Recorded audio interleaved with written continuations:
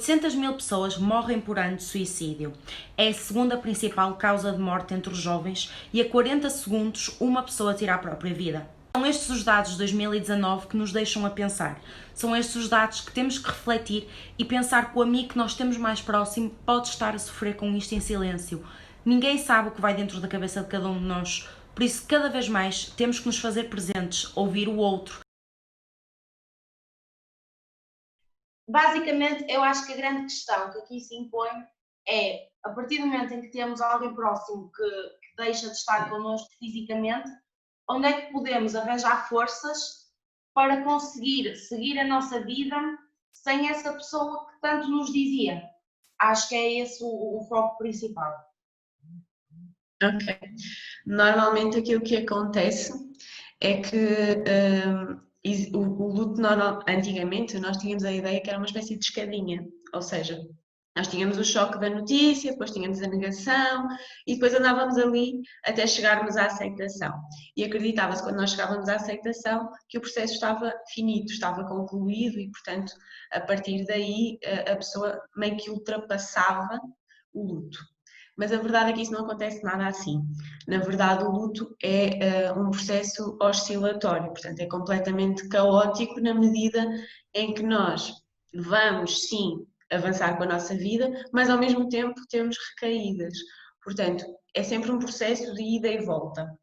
Ora, eu consigo planear, sair com os meus amigos, pensar como é que eu vou gerir a minha rotina de casa de forma diferente, criar novas rotinas. Ora, eu estou de novo isolada, ora, eu estou de novo aquilo que eu perdi. Eu costumo dizer que nós nos situamos, e normalmente no luto, numa primeira fase.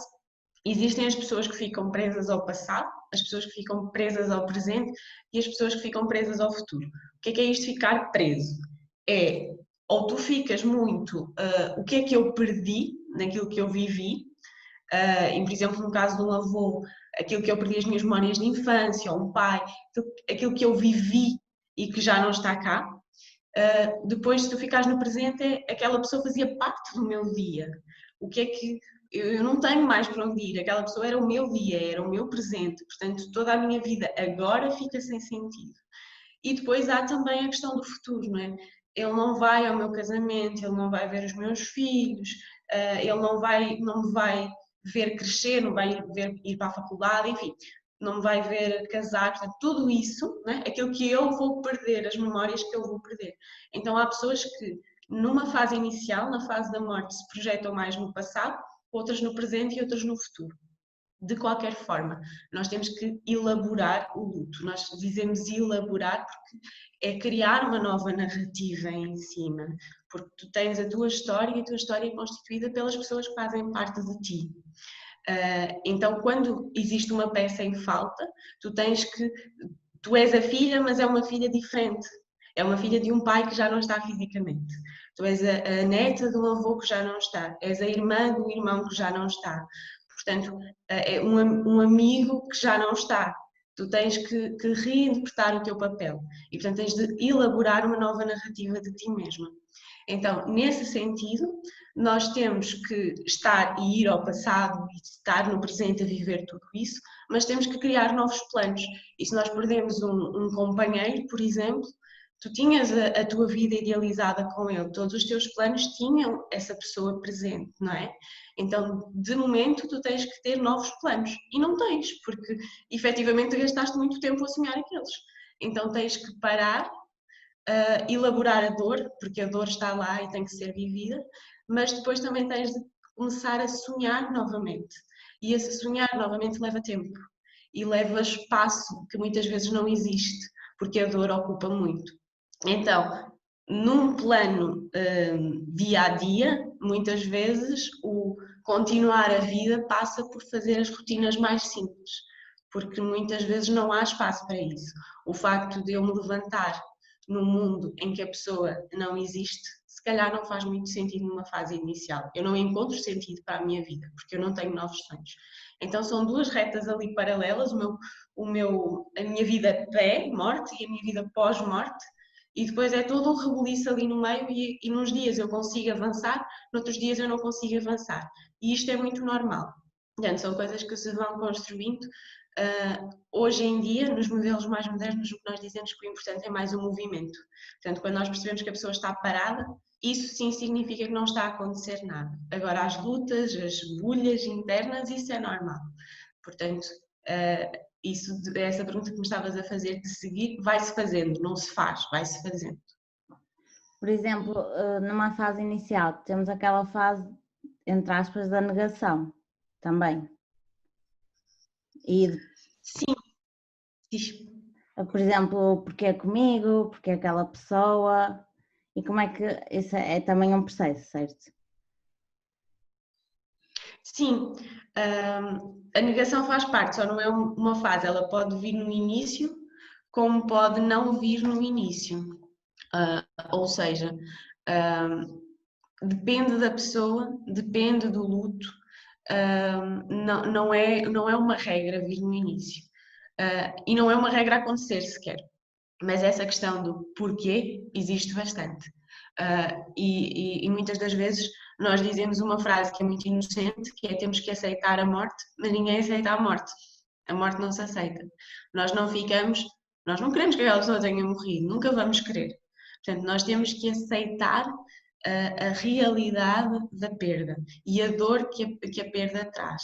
Mas a perda em si é contra a natura nós aceitarmos. Até porque está muito ligado com... Nós somos mamíferos, não é? Portanto, a nossa questão de vinculação de espécie, nós somos o grupo e, portanto, nós estamos protegidos em manada, por assim dizer, nós estamos protegidos enquanto estamos com os outros próximos. E, por exemplo, nesta quarentena nós estamos a ver que a nossa saúde mental está toda um bocadinho colocada em risco, precisamente porque esta necessidade de pertença não está realizada, não está nutrida, não é? E, portanto, no luto ainda mais, é um rompimento de um laço que te trazia o sentimento de segurança, de proteção. Portanto, aquela pessoa simbolizava muito. Quando ela sai, existe esta perda real, mas também existe esta perda simbólica. Então tu ficas desprotegida e, portanto, tu nunca vais aceitar essa perda. Tu vais aceitar a consequência, que é a tua vida após essa perda, a dor dessa perda, mas a morte há sempre ali uma coisa que nós ficamos, não era para ser, não é? Não queria. Se desse a escolher, toda a gente vai dizer que não. Portanto, muitas das vezes as pessoas estão a tentar aceitar alguma coisa que é inaceitável. Portanto, nós temos de direcionar para onde é que nós podemos efetivamente trabalhar. E não é o porquê, não é? Nunca vais encontrar essa resposta.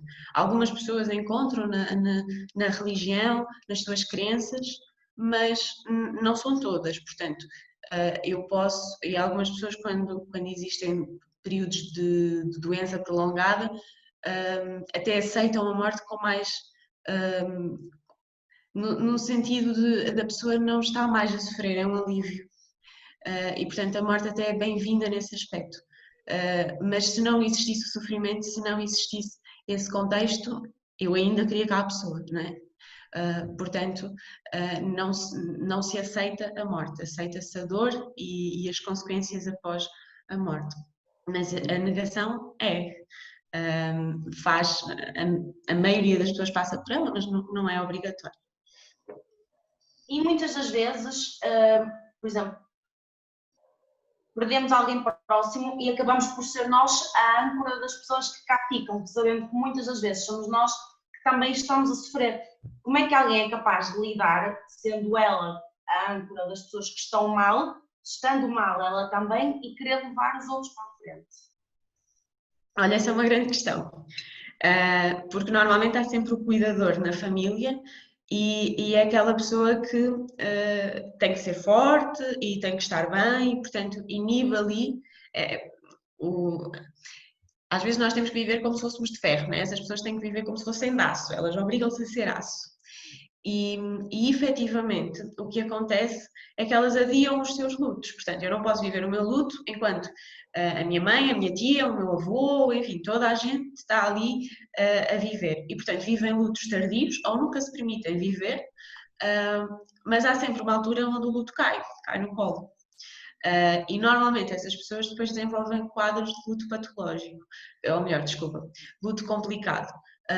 Agora vou cometer aqui uma gafe, vou falar sobre ela, porque antes nós dizíamos que era luto patológico E o luto patológico, ou seja, acreditava-se que o luto era uma doença.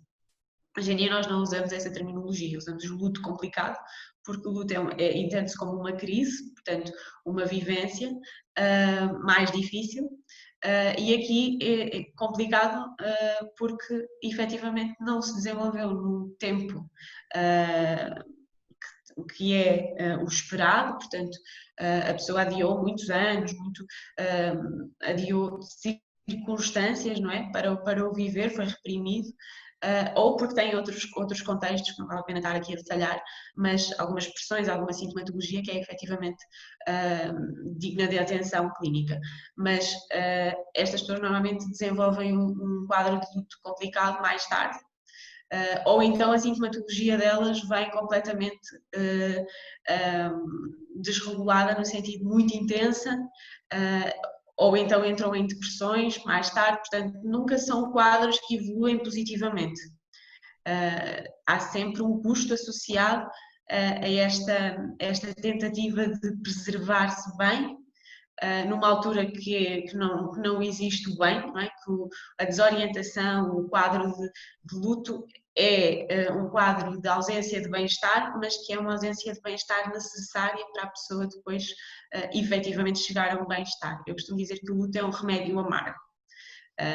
Todos nós já tivemos que tomar aqueles remédios que as mães nos davam quando éramos miúdos e efetivamente aquilo é amargo, mas tem que ser. Para curar tem que ser amargo. E muitas vezes estas pessoas não se dão essa permissão também. Nem sempre é por serem os cuidadores, mas às vezes é por eu não posso deixar de ser o melhor no meu trabalho, eu não posso deixar de ser o alegre no meu grupo de amigos, portanto eu fico quase refém do meu papel social, profissional, na família, fico refém dele. E isso tem um preço mais tarde. Por exemplo, sabemos que alguém perdeu uma pessoa, não é? Como é que nós podemos ser um apoio? Ou inicialmente deixamos a pessoa estar, ou tentamos, sei lá, tirá-la de casa, animá-la. Também há muito essa questão. Okay. Acho que pergunta, ou seja, tens que te fazer presente, mas não invasiva. Há coisas muito simples que nós podemos fazer. Se for uma pessoa que tem, por exemplo, filhos, nós podemos perguntar se aconteceu alguma alteração na rotina familiar. Normalmente as pessoas não têm muito espaço para viver o luto, porque têm que gerir os das crianças, porque têm que gerir toda uma rotina, porque têm um trabalho ainda por cima. Portanto, às vezes, o levares comida pode ser uma coisa simples, o estares a cozinhar para ti e fazeres uma dose a mais, ou fazeres um panelão de sopa e ires, porque isso vai efetivamente ajudar. O oferecer-te para levar as crianças ao cinema ou à escola, perguntar se é preciso alguma coisa, isso vai fazer a diferença. Normalmente as tarefas mais dia a dia, ninguém tem muita paciência para fazer. E portanto nos primeiros tempos mesmo do luto as pessoas querem estar no seu canto, quietas, sossegadas, em silêncio. Portanto, quando há crianças ao redor, se nós pudermos libertar um bocadinho os adultos destas tarefas, ou ficar ali a entreter os miúdos, aqui temos que também ter atenção como é que os miúdos estão a viver o luto deles, mas se estiverem de uma forma que precisam de movimento, que precisam de entretém, o podermos ficar com eles um bocadinho vai ajudar estes pais enlutados a ter esse espaço para mastigar a sua dor. Depois, se forem pessoas mais jovens ou assim, acho que tirar de casa pode ser, mas tem que ser um convite. E é preferível pensarmos de antemão em programas mais sossegados. Então, ir ao cinema é uma coisa simpática. Porquê? Porque vamos estar em silêncio, portanto a pessoa fala se quiser, se não quiser não fala, e pode falar simplesmente sobre o filme, portanto pode centrar e não querer falar sobre o que ela está a sentir, além de que quando estiver no cinema está um bocadinho a alienar-se. Mas também pode ser uma pessoa pelo espectro oposto, precisa simplesmente falar. Então, perguntar como é que a pessoa está, perguntar se ela precisa de alguma coisa, se podemos ajudar. se combinarmos uma noite de amigos ou se quisermos estar com o grupo de amigos, fazer-se presente, podemos pensar em ir para a casa de alguém, fazer jogos de tabuleiro. É, de novo, um programa quieto, porque o ruído, a confusão, é algo que normalmente a pessoa não quer muito. Então, o facto de comer um gelado, programas mais simples, caminhar, perguntar como é que a pessoa está, portanto, dar espaço e não querer ou não invalidar que é isso passa, tens que fazer coisas. Não, não tem. Tem que viver aquilo que está ali para viver. E vão existir dias em que a pessoa efetivamente quer alguma coisa mais agitada e quer esquecer, mas ela vai manifestar se houver essa abertura. Não devemos ser nós a puxar pela pessoa. Depois, há coisas simples, não é? Que podemos, se nós estivermos com um amigo na faculdade, ele não vai estar atento às aulas, portanto, podemos dar-lhe os apontamentos, podemos simplesmente enviar por e-mail, portanto, podemos, ou no trabalho, podemos ali proteger a pessoa um bocadinho, dar ali um cheque do que está a acontecer, ou relembrar, porque provavelmente alguma coisa vai passar. Portanto, se nós pudermos ali assumir um bocadinho numa fase inicial algumas das tarefas ou ter ali a pessoa debaixo do olho, é importante. Depois, também, sei lá, há pessoas que se juntam e que se percebem que a pessoa não está bem, fazem ofertas de pacotes de consultas, portanto, se a pessoa não tem essa possibilidade, ou mexem-se nesse sentido de procurar dentro dos centros de saúde, ou dizer, olha, eu vou contigo, portanto, essa questão de acompanhar. Nos inícios as pessoas também têm as questões das burocracias, a morte tem muita burocracia e as pessoas normalmente não têm cabeça para isso, portanto, se alguém da família, se algum amigo próximo conseguir acompanhar nessas questões, é importante, até porque ela não vai ouvir muito e, portanto, é só uma questão de agora tens que fazer isto, tens que fazer aquilo, a pessoa precisa de assinar e precisa de fazer tudo, mas ter alguém para acompanhar nesse processo às vezes é muito bom. E no fundo é estar presente. Se nós quisermos dar um miminho ou enviar, eu às vezes digo, basta enviar um emoji ou um GIF simpático todos os dias. Se nós formos um amigo brincalhão, vamos mandar um GIF de uma coisa completamente parva e vai haver dias onde aquilo é importante e outros em que se calhar não cai tão bem, mas é uma constante. A mandar mensagem, sei lá, fazer-se presente. Acho que é fazer-se presente. E no início há muita gente presente, mas depois as pessoas vão rareando. E o luto, curiosamente, no início sim é muito gritante, mas as pessoas estão muito desorientadas e ali 3, 4 meses depois é que cai a realidade toda no colo. E portanto nessa altura muito pouca gente sobra. E socialmente nós já demos, acabou o tempo. E é quando efetivamente começa a parte mais dura de roer. E quando começa essa parte mais dura? Há pouco a doutora falou que como é que nós imaginamos daqui para a frente a nossa vida, o nosso casamento, acontecimentos marcantes, como é que nós conseguimos imaginar a nossa vida daqui para a frente sem aquela pessoa? Ou seja, como é que vai ser a nossa aprendizagem daqui para a frente? Ok. Uma coisa que costuma acontecer, aliás, uma coisa que acontece quando o processo de luto evolui naturalmente, de uma forma sadia, é que nós deixamos de procurar a pessoa no externo, e é isto que acontece, não é? Eu ouvi em casa, eu senti o cheiro, eu ouvi os passos, tudo me lembra da pessoa, para eu passar a internalizar a pessoa. Ou seja, eu percebo que aquilo que aconteceu comigo e com ela, não é? O nós que nós tínhamos, ele é o meu legado, ele é o meu património imaterial. E, portanto, eu tenho a voz da minha mãe, da minha amiga, eu tenho isso dentro de mim, eu tenho as memórias, eu tenho a voz, eu sei qual conselho ela me daria, porque aquela presença da pessoa é tão marcante em nós que nós conseguimos quase adivinhar, não é? E nós muitas vezes fazemos isso. O que é que a Raquel me diria agora, não é? O que é que a minha mãe me diria agora? Portanto, nós temos a pessoa presente. E efetivamente é isso, nós vamos percebendo que somos agora a casa das pessoas que já partiram. E quando nós somos a casa, passamos a perceber que elas estão connosco a todo momento. Portanto, o meu pai não irá ao meu casamento, mas ele vai, não é? Porque se eu sou a casa, eu vou lá estar, ele de alguma forma vai estar presente em mim. E isso vai sendo sarado. É óbvio que ainda existe a saudade, vem o Natal, vem o aniversário, vem isso, mas depois, em todos os momentos, eu sinto que a pessoa está comigo. Eu sei que a pessoa está feliz por mim e eu trago-a naquele momento. Posso até ter ali algo, por exemplo, no casamento, que simbolize o meu pai. Eu tinha, aliás, tive numa das famílias enlutadas que eu acompanhei agora na quarentena, a senhora contava-me que, portanto, esta não era a primeira pessoa que ela perdia e já tinha perdido o marido. E que o filho no casamento levou um alfinete de peito do pai. E foi aquela forma de ele trazer o pai presente no casamento. E ela contou-me outros símbolos que eles fizeram para que o pai tivesse presente e para que o filho levasse esse pai tanto dentro dele como exteriormente, de alguma forma simbolizado. E isso fez muito sentido. Ele casou na igreja ao lado do cemitério onde estava o pai. O pai para ele estava presente ali. Então foi a forma que ele encontrou para ter o pai naquele dia presente com ele. Poderia ter sido outra forma, como há outras pessoas que fazem de outra forma.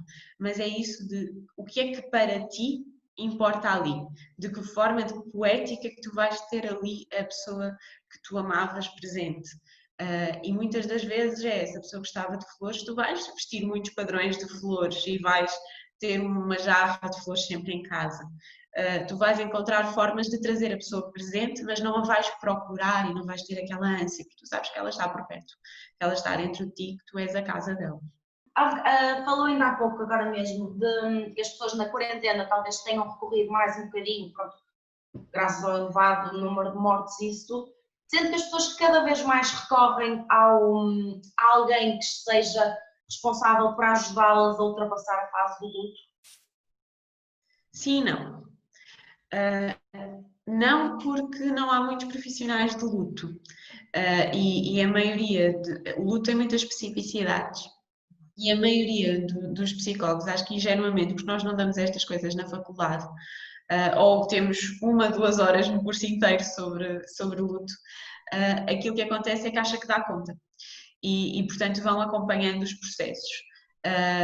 E às vezes tem alguns custos e alguns prejuízos, precisamente porque primeiro, é uma área da psicologia muito recente, a maioria dos autores que investigam o luto está vivo, portanto, o que não é comum na psicologia, não é? Há sempre nos primórdios, aquelas pessoas que já morreram todas, mas nós temos ali meia dúzia de pessoas mortas e depois temos uma dúzia de pessoas vivas ainda a investigar, portanto, é uma área muito recente. Portanto, não porque as pessoas não têm essa noção, que existe essa ciência específica e que, portanto, por desconhecimento e por pouca existência de profissionais também no Sistema Nacional de Saúde específicos de luto, portanto, onde tu encontras os profissionais de luto é nas unidades de cuidados paliativos, onde as pessoas vão depois especializando-se, mas é uma área muito específica do luto, portanto é um luto antecipatório, é um luto muito ligado à doença, e depois, sim, também porque à medida que vão conhecendo, antes os processos de luto complicado inevitavelmente iam parar aos psicólogos, porque as pessoas ficavam fragilizadas e muito limitadas na sua forma de viver, não é? Porque isto é uma condição bastante...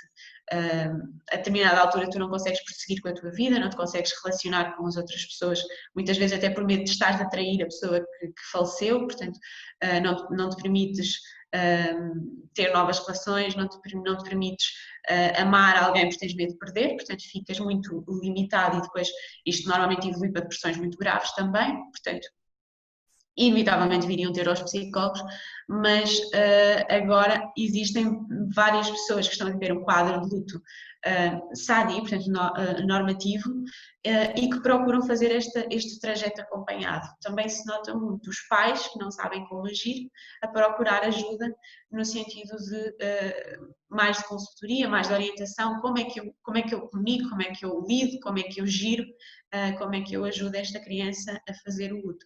Portanto, sim e não, mas acho que é à medida que as pessoas forem conhecendo, eu acho que a tendência é assim. E não, as pessoas estão, efetivamente, não há espaço para falar de morte e não se fala de morte na sociedade.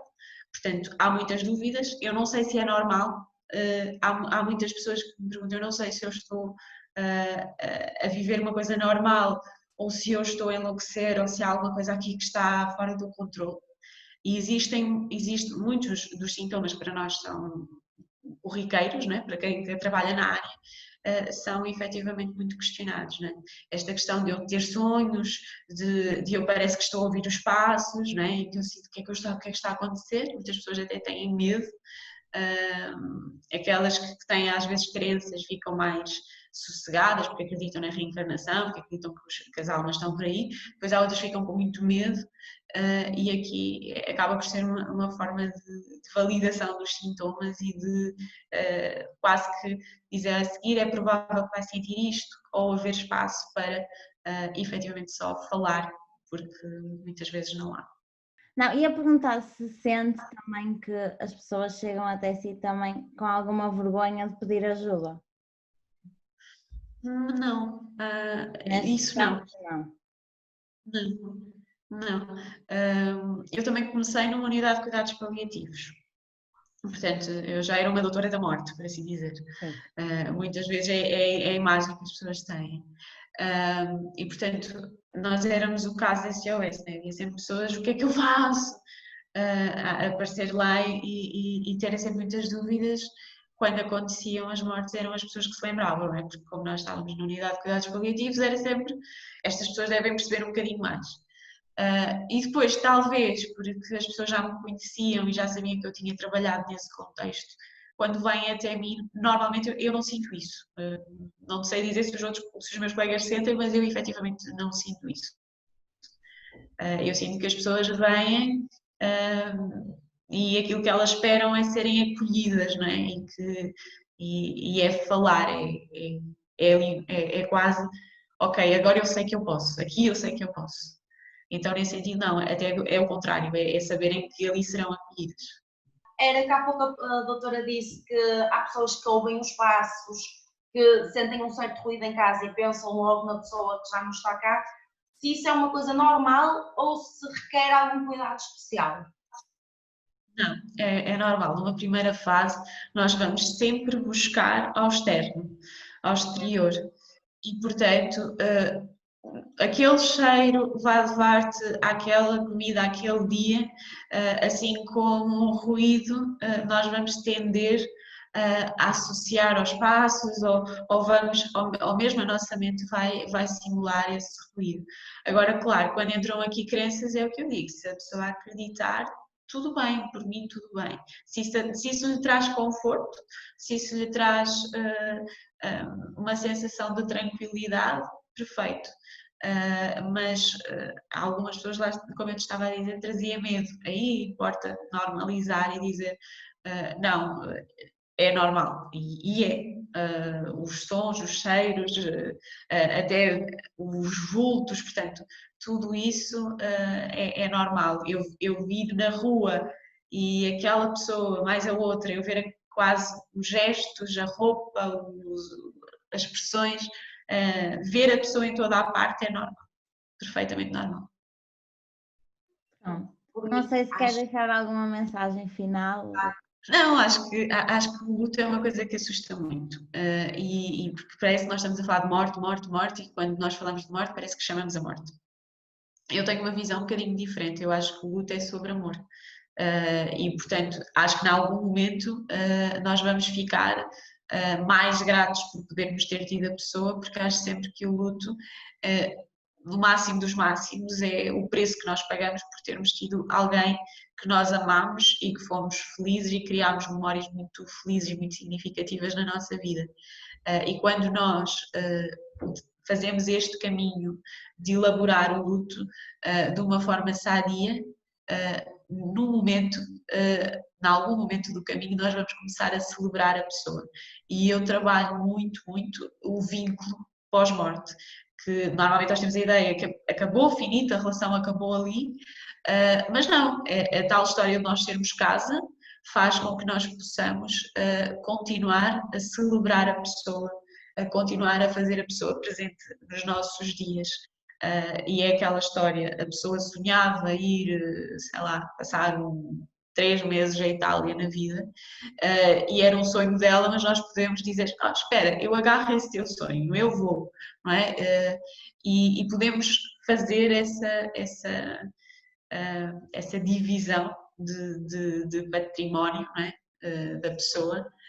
Nós temos as partilhas físicas, mas eu acho que é muito mais interessante nós fazermos as partilhas imateriais e ficar com o legado, o que é que ela nos ensinou, qual foi a lição da pessoa pela vida, não é? Qual foi o legado com que ela nos deixou. Então eu acho sempre que não trabalho a morte, mas trabalho o amor, e acho muito mais interessante pensar dessa forma e sentir dessa forma, sem querer maquilhar a dor que está lá, e faz parte, mas depois também há o outro lado.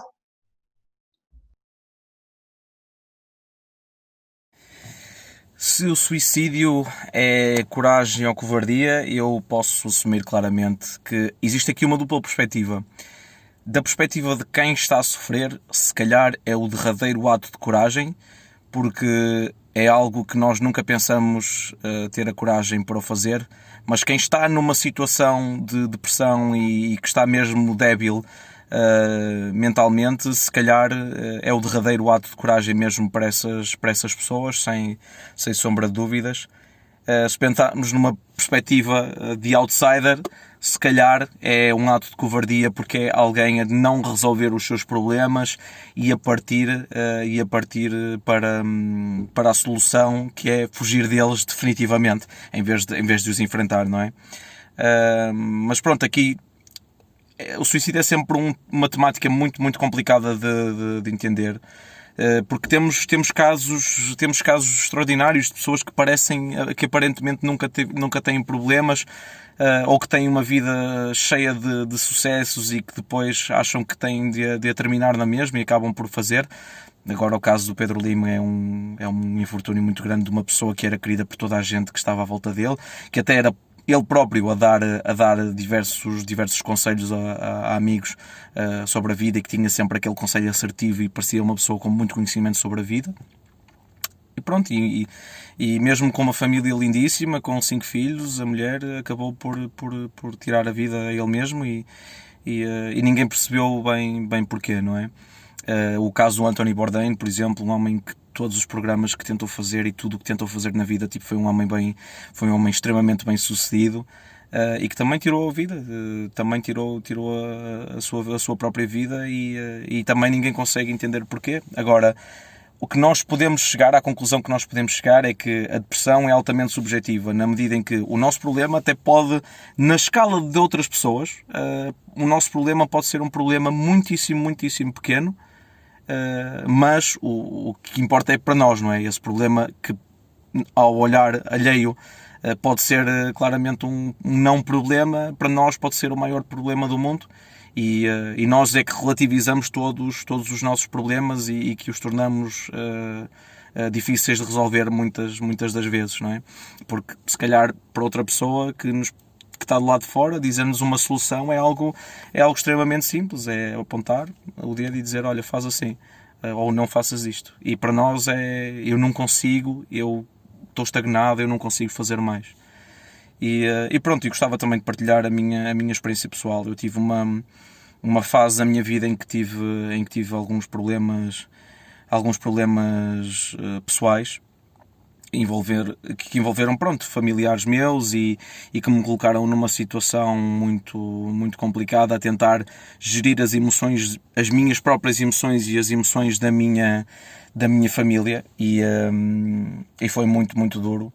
E chegou um ponto em que houve uma noite que eu lembro-me perfeitamente, era 1 da manhã, e eu saí de casa e levei uma garrafa comigo, uma garrafa de vinho, e só acabei por regressar a casa. Estava a chover torrencialmente. Eu fui andar a pé, eu andei para aí 15 km a pé, 20 km a pé, e a chover torrencialmente, e só cheguei a casa eram 6 da manhã. E naquele momento eu senti um vazio tão grande, e sim, há vezes em que se calhar aquela hipótese de e se eu fizer isto? E se eu terminar agora? E se eu desistir? se calhar isso passa pela cabeça e naquele momento, sinceramente passou-me pela cabeça, mas eu decidi dar-me tempo. E é muitas vezes o que nós numa situação de aperto máximo não conseguimos fazer, que é dar-nos tempo para entender, para racionalizar e para olharmos para o que temos à nossa volta. Eu só pensei que eu naquele momento iria ser indispensável para a minha família, por mais que eu não tivesse o amor próprio para gostar de mim e para gostar da vida que eu estava a levar. Se calhar o que ali me manteve forte foi a minha família precisa de mim.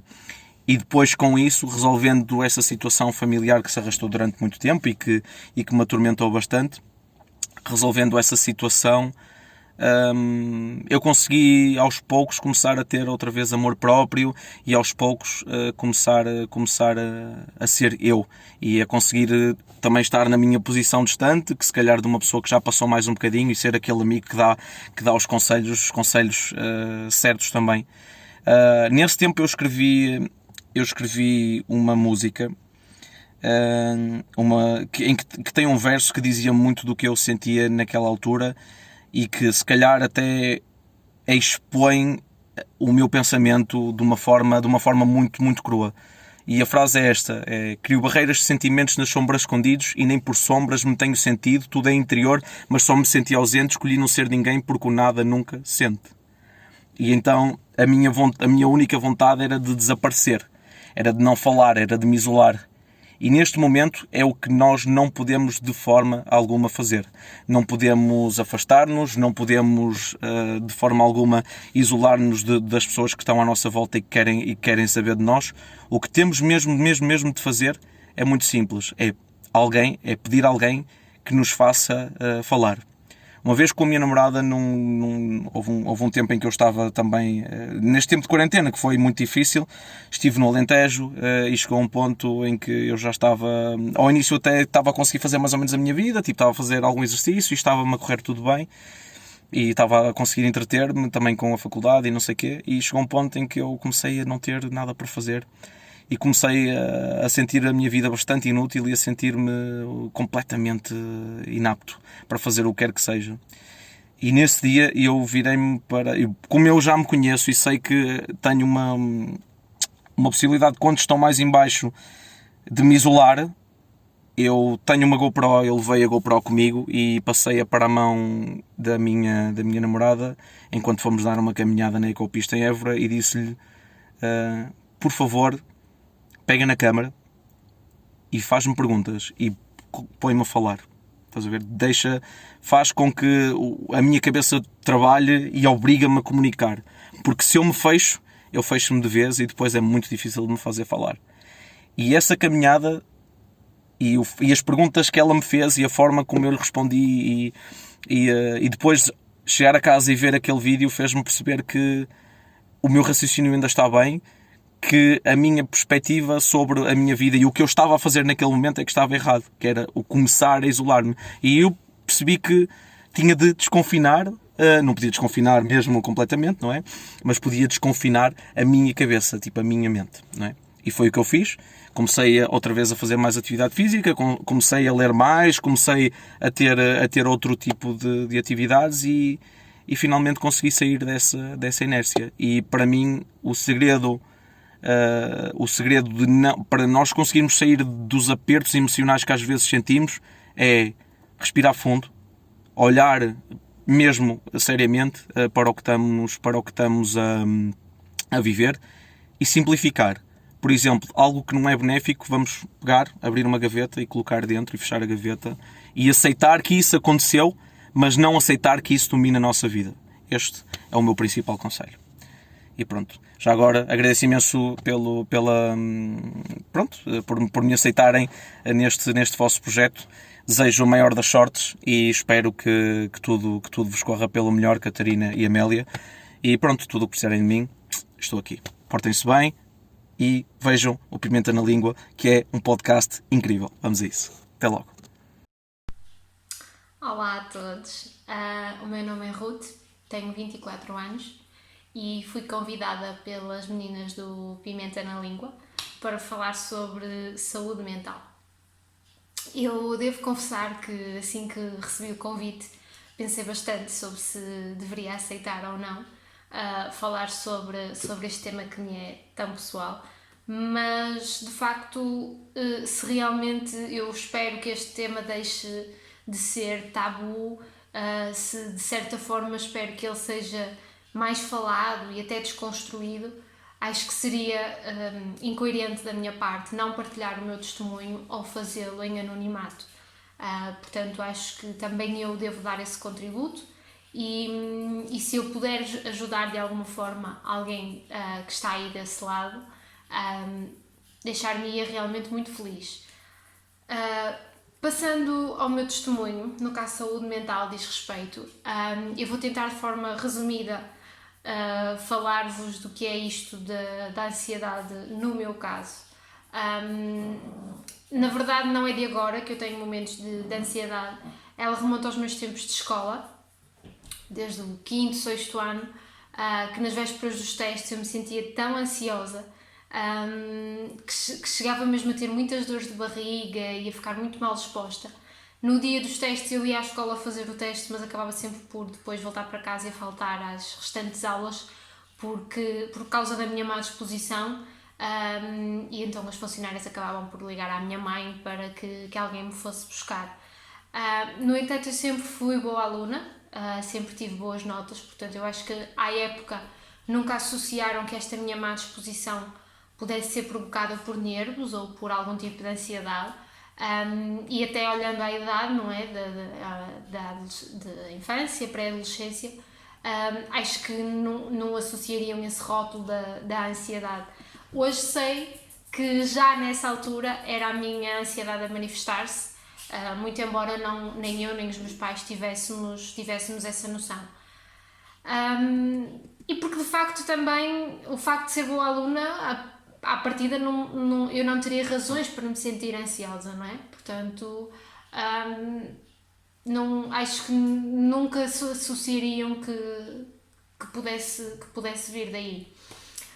Chegada à universidade, aí sim a proporção das coisas aumentou, porque a ansiedade manifestava-se também nas vésperas dos exames e frequências, mas aí sim de uma forma muito mais profunda, que chegava mesmo a colocar as minhas notas em causa. Foi aí que, por indicação da minha médica de família, comecei a tomar um ansiolítico, ainda que em doses baixas e de forma apenas esporádica, ou seja, aquilo que os médicos chamam de SOS, o que no meu caso era sempre nas vésperas dos exames e das frequências, que sentia essa necessidade de tomar esse tipo de medicação.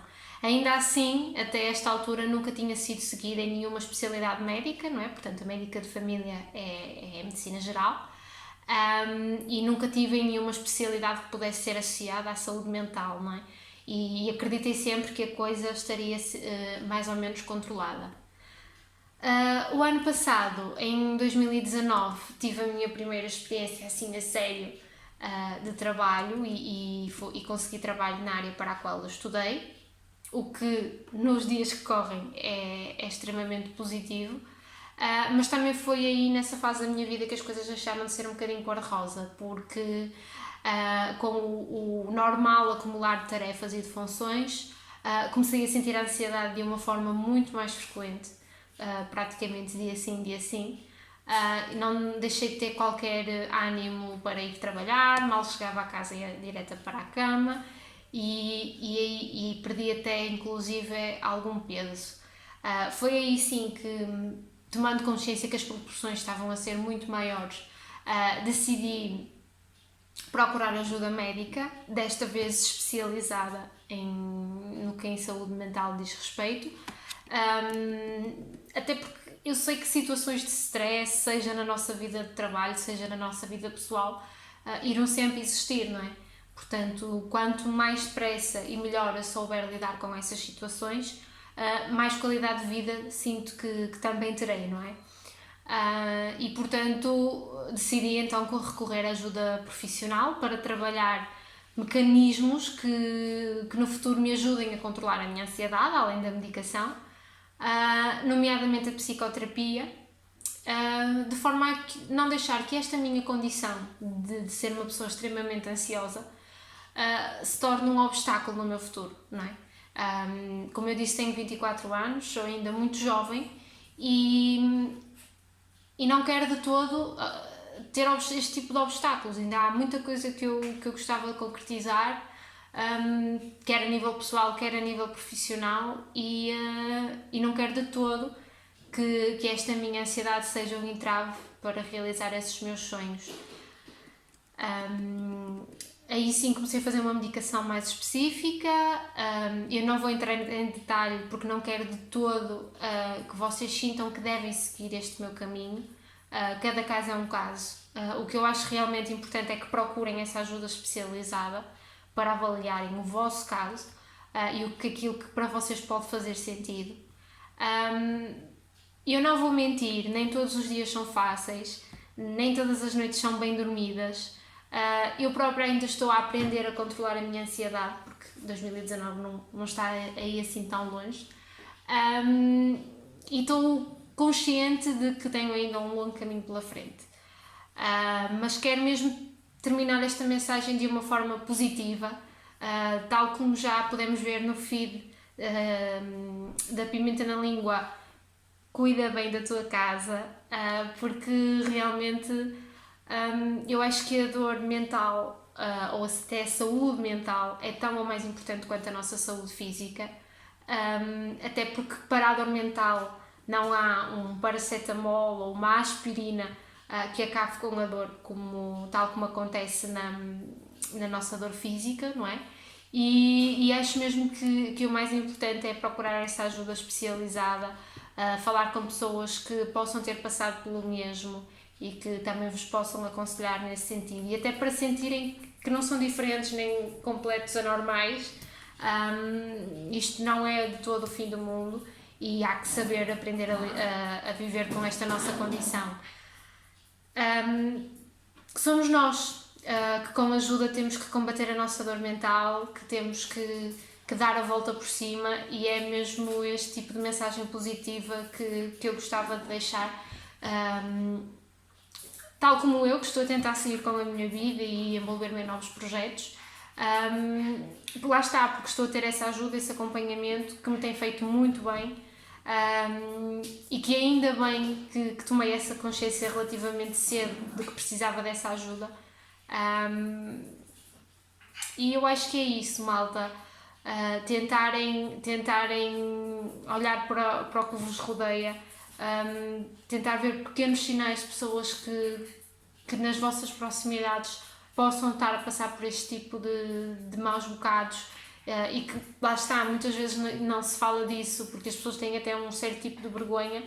Acho que não há nenhuma vergonha em ter este tipo de problemas, porque a ajuda está aí, não é? E realmente é de valorizar este tipo de profissionais e de valorizar a ajuda que eles nos podem dar. Aconselhem, se têm algum amigo ou familiar que sofra deste tipo de dor mental, aconselhem-no a procurar ajuda, porque de facto essa ajuda existe e pode ser bastante útil. Sem vos querer amassar, despeço. E já sabem, cuidem bem da vossa casa. Queremos que saibam que não estão sozinhos nesta luta. Puderam ouvir neste episódio 2 testemunhos, mas há muitas mais pessoas, se calhar em situações idênticas às vossas, e infelizmente a sofrer em silêncio. Não tenham vergonha de pedir ajuda. Se acham que essa ajuda vos vai fazer sentir melhor, recorram a ela. Não pensem que estão a ser egoístas ao colocarem-se em primeiro lugar. Aliás, colocar-nos em primeiro lugar devia ser um ponto prioritário na nossa vida. Por isso, não se esqueçam, cuidem bem da vossa casa.